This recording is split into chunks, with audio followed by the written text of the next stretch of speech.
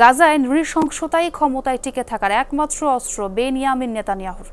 বিশ্লেষকরা বলছেন, নিজ দেশে জনসমর্থন হারাতে থাকা ইসরায়েলি প্রধানমন্ত্রী জানেন বর্তমান পরিস্থিতিতে নির্বাচন হলে হারতে হবে তাকে। জোটের কাঁধে ভর করেই টিকিয়ে রাখতে হবে পথ। বলা হচ্ছে, যুদ্ধবাজ শরিকদের মন রক্ষাতেই গাজায় আগ্রাসন চালিয়ে যাচ্ছেন নেতানিয়াহু।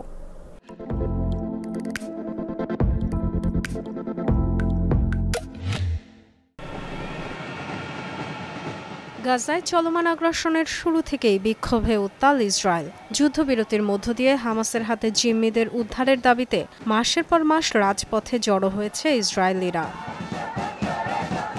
বন্দীদের ফিরিয়ে আনতে সরকারের ভূমিকা নিয়ে ক্ষোভ বেড়েই চলেছে দেশটিতে। রাজনৈতিক উদ্দেশ্যে সংঘাত জিইয়ে রাখছেন নেতানিয়াহু, এমন অভিযোগ নাগরিকদের। জীবন বাঁচানোর পরিবর্তে মৃত্যুকে বেছে নিয়েছেন নেতানিয়াহু। যুদ্ধের কারণে জিম্মিরা মরছে। মাত্র একটি চুক্তি স্বাক্ষর তাদের নিরাপদে ফেরাতে পারত। নেতানিয়াহু বাকি ইসরায়েলিদের মৃত্যুর প্রস্তুতি নিচ্ছেন কেবল ক্ষমতার গদি রক্ষার জন্য। যুদ্ধবন্ধের মাধ্যমে সব জিম্মিকে একবারে ফেরাতে হবে, এছাড়া অন্য কোনো পথ নেই। দেশের বেশিরভাগ মানুষ এটা বুঝতে পারছে এবং চাইছে। নেতানিয়াহু নিজের স্বার্থে যুদ্ধে ফেরার পথ বেছে নিয়েছেন, দেশের স্বার্থে নয়।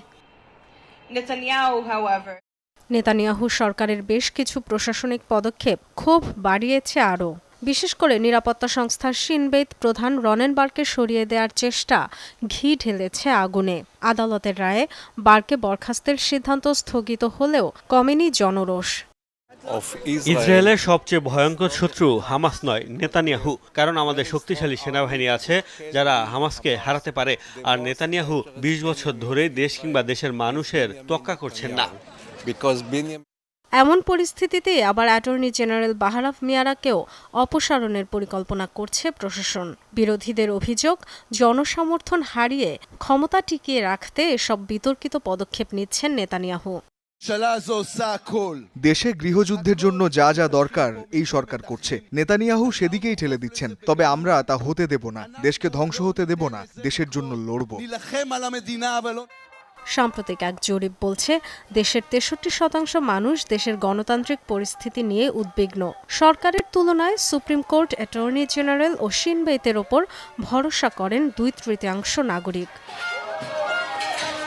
জোটের ওপর ভর করে ক্ষমতায় আসা নেতানিয়াহু প্রশাসনের প্রায় সবাই কট্টর ডানপন্থী, যাদের কেউই গাজায় যুদ্ধ বন্ধ হোক চায় না। বিশ্লেষকরা বলছেন, শরিকদের চটিয়ে জোট ভাঙলে গদি হারাতে হবে নেতানিয়াহুকে। আগাম নির্বাচন হলেও জনসমর্থন কমতে থাকায় জয়ের সম্ভাবনা নেই তার। তাই যে কোনো মূল্যে পদ টিকিয়ে রাখতে নিরীহ গাজাবাসীকেই শিকার বানাতে চান নেতানিয়াহু। ডরথি তাস্ট্রিন, যমুনা নিউজ।